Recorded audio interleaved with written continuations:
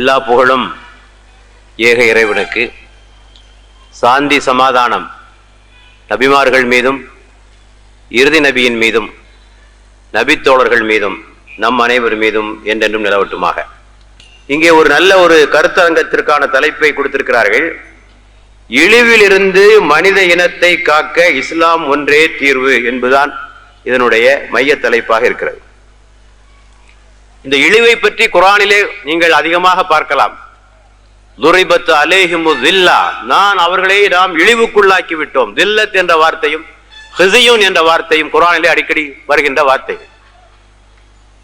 மனிதன் எப்போது இழிவுக்குள்ளாகிறான்? மனிதன் தனது மாண்புகளை இழக்கின்ற போது அவன் இழிவுக்குள்ளாகிறான். மனித மதிப்பை இழக்கிற போது அவன் இழிவுக்குள்ளாகிறான். மனிதன் இறைவனை தவிர மற்ற மனிதர்களுக்கு அடிமையாகிற போது அவன் தனது மரியாதையை கண்ணியத்தை இழந்து இழிவுக்குள்ளாகிறான்.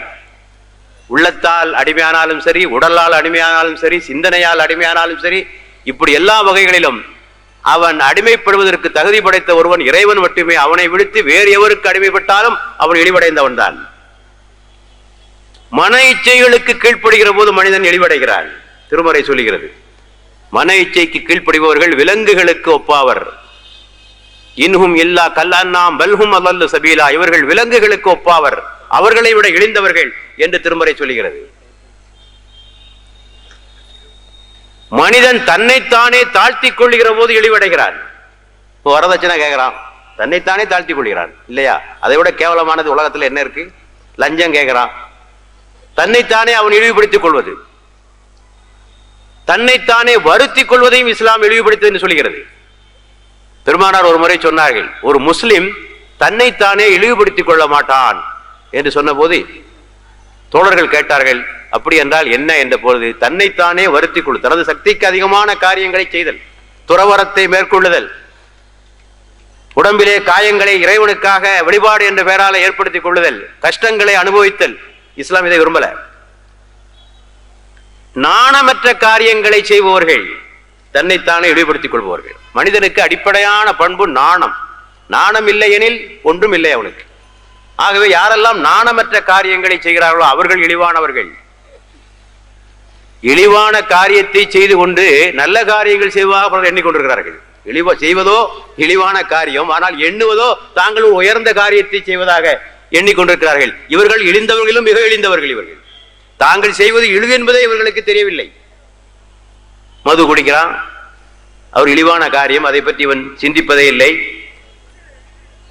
ஆக இப்படி பல்வேறு வகைகளிலே மனிதன் இழிவுபடுத்தப்படுகிறான். அவனை இழிவுபடுத்திக் கொள்வதும் உண்டு, பிறரால் இழிவுபடுத்தப்படுவதும் உண்டு.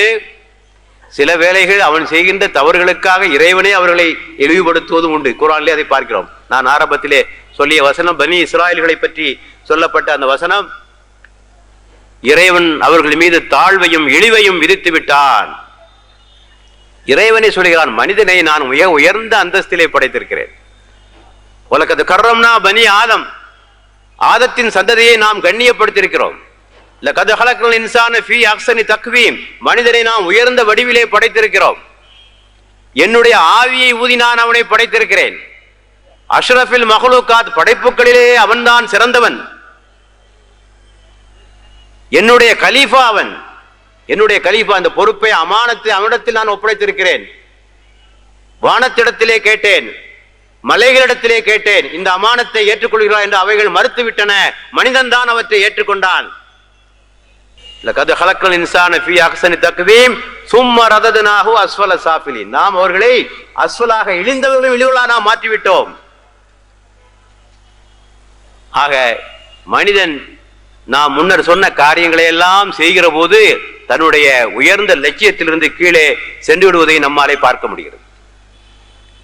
ஆக இன்றைக்கு நாம் வாழுகின்ற இந்த சமுதாயத்தில் எவ்வளவு இழிவான காரியங்கள் நடைபெறுகிறது சற்று பாருங்கள். ஆனால் மனிதர்கள் யாரும் அதை பற்றி அதிகமாக ஒன்றும் அலட்டி கொண்டதாக தெரியவில்லை. அதை பற்றி யாரும் கவலைப்பட்டதாக தெரியவில்லை. இன்றைக்கு மதுவை எடுத்துக்கொள்ளுங்கள் இல்லையா? மது ஆறாக பெருக்கெடுத்து ஓடுகிறது என்று சொல்லவா, கடலாக பொங்கி வழிகிறது என்று சொல்லவா, என்ன உதாரணம் சொல்வது என்று எனக்கு புரியவில்லை. பெருமானார் சொன்னார்கள், உம்முல் ஃபவாஹிஷ், மது என்பது மானக்கேடான செயலுக்கெல்லாம் தாய், தீமைகளின் தாய். ஆனால் இந்த மதுதான் வருமானங்களின் தாய், வருமானத்துக்கு தாய். அரசாங்கத்துக்கு கிட்டத்தட்ட 22,000 கோடி ரூபாய் இந்த மதுவின் மூலமாக கிடைக்கிறது. வருமானங்களுடைய தாய். தடுக்கி விழுந்தால் டாஸ்மாக் கடையில் தான் நீங்கள் தடுக்கி விழ வேண்டும். உங்க ஊர்ல எப்படி எனக்கு தெரியாது. சென்னையை பொறுத்தவரையிலே தடுக்கி விழுந்தால் டாஸ்மாக் கடையில் தான் தடுக்கி விழுந்து ஆக வேண்டும். குடிப்பவருடைய சராசரி வயது நாளுக்கு நாள் குறைந்து கொண்டே போகிறது. 1990 குடிப்பவர்களுடைய சராசரி வயது 28 இருந்தது. இப்போது 21 ஆகிவிட்டது. இன்னும் சில ஆண்டுகளில் அது 15 ஆகக்கூடும் என்று எதிர்பார்க்கப்படுகிறது. இப்ப பார்க்கலாம், டாஸ்மாக்ல பையங்கள்லாம் நிறைய நிக்கிறாங்க. நிறைய பையங்கள்லாம் அங்க நிக்கிறதை நீங்கள் பார்க்கலாம். ஆக நல்ல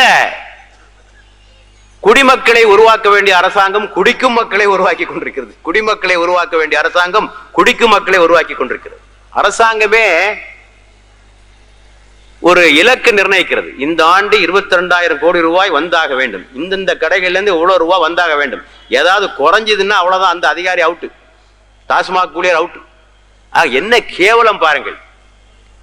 தன்னுடைய குடிமக்களை குடிகாரர்களாக ஆக்குகின்ற அரசை உலகத்தில் எங்காவது பார்க்கிறீர்களா? இப்படிப்பட்ட இதைவிட இழிவான செயல் இந்த சமுதாயத்திற்கு என்னவாக இருக்க முடியும் என்பதை நாம் எண்ணி பார்க்க கடமைப்பட்டிருக்கிறோம்.